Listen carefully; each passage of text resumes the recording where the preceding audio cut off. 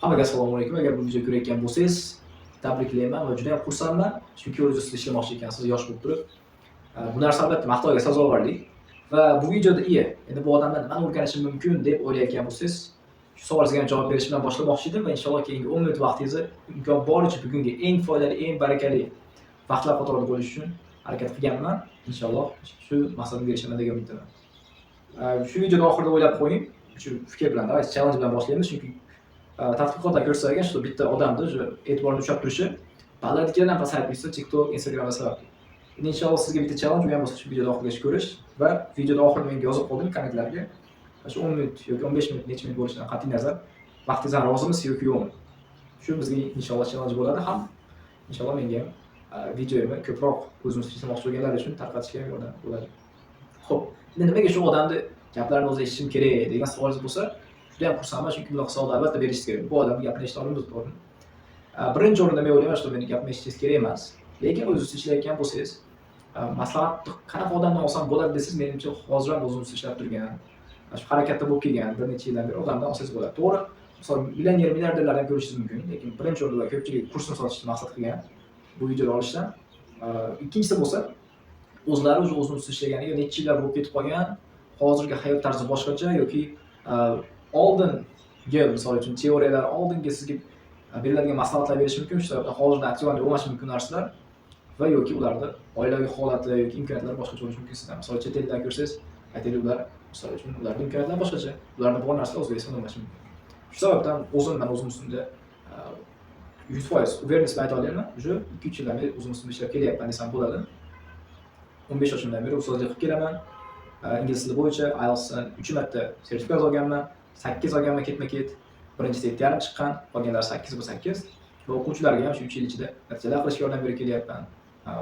O'qitlarim misol nafaqat o'quv markazidan tashqari maktabda, tashqari individual uydan ham darslar berib kelganman, onlayn ham darslar berib kelganman, aytmoqchi bo'lganim har xil o'qitlarim ham bor. Hozirda davomli ravishda o'quvchilarga natija qilib beradigan sistema yaratib olganman o'zimga. Shunga o'xshagan narsa. Bu narsani gapirishim maqsadi va sababi birinchi o'rinda odamlar ishlab kelyapman necha yildan beri. Ikkinchidan bo'lsa, qanaqadir professiyaga ega odam gapirsa menimcha yaxshiroq bo'lsa kerak, просто internetda o'tirib blogerlik qiladigan odamlar kerak. Bu narsani просто men bo'sh vaqtimda qanaqa odamlarga foyda berish uchun qilaman. Sizga hech qanaqa onlayn kurs sotish uchun emas. Xo'p, endi maslahatlarga keladigan bo'lsak, juda ham ko'p kitoblar o'qiganman, mana o'quvchilarimga aytib beraman. Oddiy o'zim imtihonga, IELTS imtihoniga tayyorlanadigan paytimda 100 bet kitob o'qidim. Kuniga haftasiga plus minus 3 ta kitob tugatardim. Endi imkon boricha ba'zi misol 80 bet, ba'zi 90 bet bo'lar. Endi maqsadim har kuni 100 bet kitob o'qishda va ko'p holatlarda shu maqsadimga erishaman. Va ko'p kitoblar, podkastlar eshitib rostdan aytgan o'ta ko'p foyda olmaganman. Ayniqsa yoshlar uchun, misol 15 dan 25 yoshgacha bo'lsangiz, bu video ko'rayotgan bo'lsangiz juda ham xursandman. Chunki shu odamlar uchun aslida shu videoyim yoki ularning ota-onalari uchun, to'g'ri. Birinchi o'rinda, lekin haqiqiy eng zo'r maslahat nima ekan desangiz, o'zimdan kelib chiqib gapiradigan bo'lsam, bu albatta be good to your parents. Ota-onangizga yaxshi bo'lishlik. Endi bu narsa hamma biladi-yu deyishingiz mumkin, to'g'ri, lekin men o'ylayman, shu podrastkoy vaqtda o'sha gormonlar oshib, o'zi fikrlaringizni yaratib olganingizdan keyin, har xil odamlar maslahatini eshitganingizdan keyin o'sha ota-onamizga misol uchun nima bo'ladi? Hurmatimiz tushishi mumkin yoki qanchalik kuchsiz bo'lganini esimizdan chiqib qolishi mumkin. Lekin mana oddiy Qur'onda ham qayta aytilgan mavzulardan bittasi ota-onaga yaxshi bo'lish. Allohga itoat qilish, undan keyin ota-onaga yaxshi bo'lish ko'pincha bir-biri parallel bo'lib kelgan ekan. Bu narsani aytayotganim sababi nafaqat bizni logически to'g'ri, undan tashqari moralni ham to'g'ri narsa shu ekan. Ota-onaga yaxshi bo'lishlik. Oddiy mana misol uchun endi Qur'ondagi qissa istoriyalarni ham berish mumkin, lekin bu narsa bo'yicha olim emasman yoki hech kimga o'rgatish maqsadim yo'q bu narsani. Lekin oddiy umumiy o'zingizdan ko'radigan bo'lsangiz, doimiy ravishda ota-onaga yaxshilik qilishlik nomer 1 mavzulardan bittasi. Xo'p, ota-onalarga nima yaxshilik qilishingiz kerakligini aytib ketishim mening shart emas, chunki bilasiz, oddiy mana shu istoriyani ham bugun ham o'quvchilarga aytib beryapman. O'zini ustida ishlasin albatta deb, yaxshi o'qimayotgan bir ikkita o'quvchimiz bor edi, shu bo'yicha gaplashaturdik. Aytayotgandim mana. O'zim eng xursand bo'lgan vaqtlarimdan bittasi, ota-onam xursand qilgan vaqtim, shu vaqtlarda aytib beryapman. Undan tashqari keyin aytayotgandim o'zim misol birinchi ishlashni boshlaganimda 15 yoshimda shuni aytganman. Nomer 1 narsa ota-onam qanchalik menga yaxshilik, qanchalik misol meni so'kib tursa ham, meni foydamni o'ylashligi. Chunki misol ko'chada odamlar gaplashsangiz, qanaqa foydasi tegsa, chiroyli gaplashish mumkin albatta, siz bilan ham. Shuning uchun fikrlashadi, "Vau, men zo'r ekanman" degan narsa bo'lishi mumkin, lekin aslida ko'pchiligi o'zi sizni foydangizni 3% o'ylamaydi, ota-onangiz o'ylaganchalik shunaqa mehrni Alloh solib qo'ygan ekan ularning qalbiga, shuning uchun ular bilan chiroyli gaplashishingiz kerak ekan, hattoki ular nima so'radi, bilimli bo'lmasa ham yoki yomon narsaga chaqirmasanglar, ota-ona bilan go'zal holatda gaplashish kerak ekan va shu narsaga savob sifatida qarashingiz kerak. Shuning uchun Alloh rizoligi uchun albatta ota-ona bilan go'zal holatda gaplashish nomer 1 maslahat.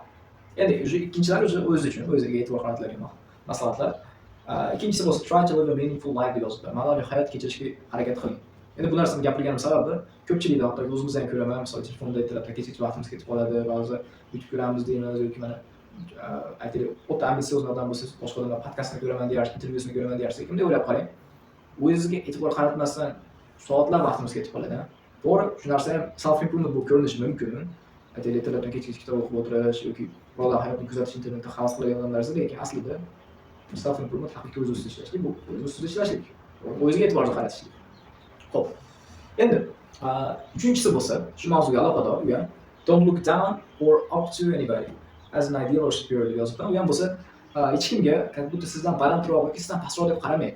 Chunki o'zim misol uchun yoshlar ko'p bo'ladi, o'zimda ham ko'p bo'lgan odamlar havas qilishlik. Odamga havas qilish kerak emas, hozir havas qilgan odamlar juda ham ko'p, lekin ideal sifatida qaramang ularni. Mendan yaxshiroq bo'lsa kerak, mendan aqlliroq bo'lsa kerak, mendan zo'rroq bo'lsa kerak deb qarashlik bu noto'g'ri. Oddiy misol. Yana bugungi chunki o'quvchilardan darsimdan ko'proq motivatsiya olaman albatta men bu narsani gapirishga. Mana bitta o'quvchim bor, 1 yil o'qib, o'sha IELTS o'yinida o'qiyapti hozir. Unda 14 kirgan bola, tog'asi UFC'da urishadigan, bilsalar ham kerak hozir. Nursulton Ro'ziboyev jani keladi. Kim oshnasi ham keluvdi. Aytibman, yaxshi o'qing, mana oshnangizga o'xshab desam, men o'zimcha bo'lmayapti dedi. Keyin misol aytdim, ichgan misol qanaqa natijaga erishgan bo'lsa, sizdan yaxshiroq degani emas. Yoki sizdan yaxshiroq emas aslida.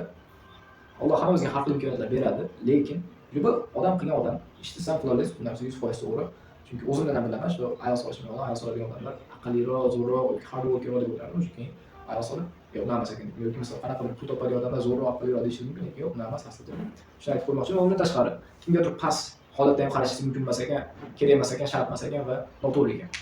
Kimdir misol bu odam mendan ko'ra pastroq, bu odam mendan ko'ra aqlsizroq, disiplinasi yo'qroq deb qarashingiz mumkin emas, chunki hamma siz olgan, sizda bor narsalar bu Allohning bergan imkoniyatlar. Xo'p, endi 4-chisiga kelsak, important things are important before they are important. Bu narsani tushuntirib beradigan bo'lsa, aytaylik mana mas'uliyatga qaraylik. Mana mas'uliyat, aytaylik erkak kishilarda pul topish mas'uliyati, to'g'rimi? Misol uchun ko'proq 18-19-20 dan keyin. Endi lekin 18-19-20 yoshdan keyin pul topish uchun nima qilishingiz kerak? Nima bilan misol uchun qanaqa qobiliyatlar ustida, qanaqa ko'nikmalar ustida ishlashingiz kerak, to'g'rimi? Shu sababdan misol uchun kerakli narsalar, kerakli bo'lishidan oldin kerak bo'lar ekan, siz qilishingiz kerak bo'ladi shu narsa. Xo'p, juda ham ko'p kerakli so'zlar ishlatildi va baribir ham mayli. Yoki oddiy mana shug'ullanish bo'yicha. Shug'ullanishga o'zim katta fanatiman. Trenirovka qilishni o'l bola, albatta o'quvchilarimga ham maslahat sifatida beraman. O'zimiz gaplashayotganimizda darsdan tashqari. Chunki misol uchun qanaqadir aytaylik umringiz davomida urushmashingiz mumkin, hech qachon. Lekin bir marta urishingiz mumkin. Aytaylik, onangizni himoya qilaman. Lekin onangizni himoya qilaman deb urishni kalta yesak, misol uchun hech qanaqa menimcha masalasida yaxshi holat bo'lmaydi, to'g'rimi? Endi bu narsa to'g'ri, juda ham katta ekstremal misol bo'lishi mumkin. Lekin aytmoqchi bo'lgan narsam, agar bitta narsa muhim bo'lsa, shu narsa muhim bo'lib, boshqa yo'lga tegishdan oldin harakatni boshlasangiz, o'zingizga katta yaxshilik qilgan bo'lasiz ekan. Va oxirgi maslahatim, menimcha bu eng keraklisi va shu narsani menimcha yaqinda 1 yil plus minus oldin tushungan narsam, endi yaqinda deb gapiryapman, chunki ko'p buni gapirayotgan narsalar ancha oldin o'zim uchun olgan narsalarim. Endi chunki misol yoshlarni hisobiga olib, o'zim ham yoshman to'g'ri, lekin yoshlarni hisobiga olib maslahat berganim uchun hozirda degan narsa haqida, hozir misol uchun o'zim o'rgangan narsa haqida gapirmayapman. Mayli, endi xullas o'zimiz mavzuga qaytargan bo'lsak, 5-chi eng kerakli menimcha darsimiz bu ham bo'lsa don't over-attach yourself to this dunya/results. Xo'p, bu dunyodagi narsalarga yoki natijalarga o'ta o'zingizni bog'lab tashlamang. Chunki qarang, bitta biz sizlar bilan videoda boshida gaplashganmiz, ma'noviy hayot kechiring, danga solmang degan narsam bu aytaylik agar bo'lsa spektrumning boshi bo'lsa, spektrumning oxiri o'ta ambitsioz bo'lib, bu dunyoda katta maqsadni siqib olib, ba'zi o'xshamas o'zingizni siqib depressiya olish bu ikkinchi ekstrem ekan. Yo ekstrem ham noto'g'ri. Men o'ylayman shu harakat qilib, lekin natijalar bilan o'zni qiynab yoki siqib yoki depressiya olish bu katta xato. Harakat qilasiz, natija bo'ladi yoki bo'lmaydi, bu narsa sizning qo'lingizda emas. Shu narsani prosta o'zimizga qabul qilib olsak, men o'ylayman shu hayotimiz ancha yaxshiroq bo'ladi. Chunki nima ish qiladigan bo'lsangiz albatta xatolar bo'ladi. Nimadir o'z xohlaganini qilmaysiz, lekin Shunaqa holatda o'zingizga dars olasiz xolos va natijalarga o'zingizni qattiq bog'lab qo'ymaysiz. Oddiy mana bitta istoriya aytib beraman sizlarga. Oddiy o'zim o'quvchi bo'lib yurgan paytimda ayolsiz gapiradigan bo'lsam, 2-3 oy davomida har kuni 100 bet kitob o'qish, 3-4 soat basseyn qilish, ikkitadan essay yozish, o'zim bilan 45 minut 1 soat gaplash yoki do'stlarim bilan ingliz tilida gaplashishni o'zimga dars qo'yganman, aytaylik mashq qo'yganman har kuni. Endi ashunda ham 1-2 oy ichida hech qanaqa natija bo'lmagan. Endi ashunda natija olmadi deb to'xtatib qo'ymaganman, chunki qilayotgan ishimga e'tibor qaratganman, ko'proq natijaga emas. Aytmoqchi bo'lgan narsam, agar natijaga emas, harakatiga e'tiborni qarasangiz, inshaalloh natijalar olasiz. Agar o'qib olmasangiz ham siqilmasdan hayotingizni davom etaverasiz, boshqa narsalar ustida ishlab. Shu narsani aytmoqchi edim. Endi mana kommentlarga yozib qoldiring, shu vaqtingizni sarflaganingizdan rozimisiz yoki yo'qmi? Qanaqa videolar qilishni xohlaysiz? Chunki yangi videolar qilishni boshladim. Bugun ikkinchi videoyim. Agar ingliz tilida o'rganmoqchi bo'lsangiz, birinchi videoni ko'rib qo'yishingiz mumkin. Inshaalloh o'rganib foydali bo'ladi. Shuni aytib qo'ymoqchi edim. Rahmat, katta sog' bo'linglar. Nima kanalga podpisatsiya qiling, like qo'ying, kommentariy yozish, hammasini aytib qo'yaman bloger sifatida. Lekin bloger emasman, nima aytganimdek. Vaqtingizni foydali sarflashga yordam bera olasizlar. Keyin shu narsalar olib qanaqa ish qilsangiz, qanaqa foydali o'zingiz uchun narsalar qilsangiz, albatta xursand bo'laman. Duolaringizni eslab qo'yasiz. Rahmat, katta sog' bo'ling.